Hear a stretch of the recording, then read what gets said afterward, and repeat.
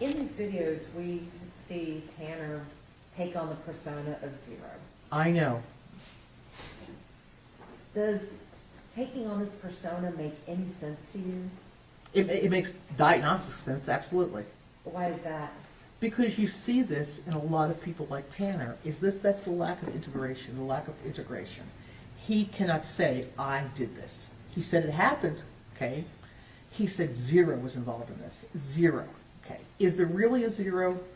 I don't think that there's a Zero that walks around with him all the time.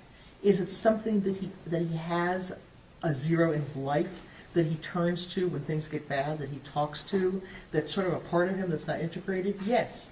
And I think in this very stressful situation, when you have to talk about something that is so horrendous, I believe that this was his autistic way of being able to talk to law enforcement, that Tanner Horner himself is not integrated. Tanner could not do this. He had to put some of this aside.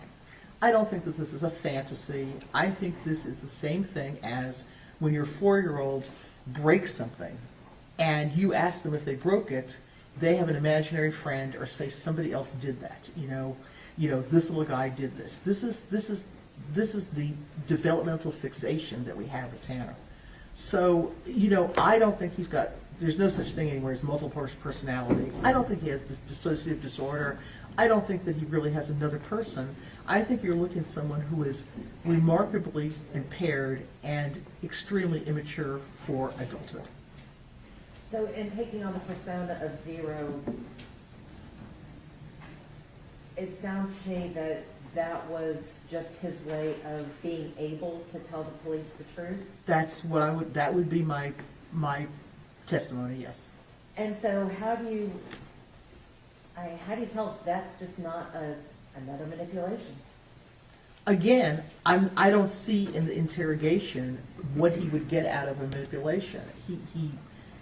I don't see any gain. They know that he did it. He said that he did this.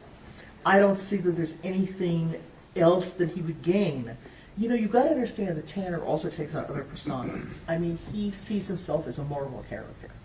He lives in these movies. He takes on other identities.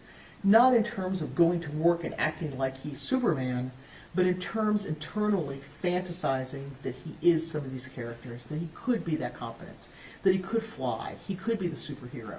And he lives in those movies. He lives in that music. He lives in another space because, as he puts it, the Tanner space is not the best space to be in.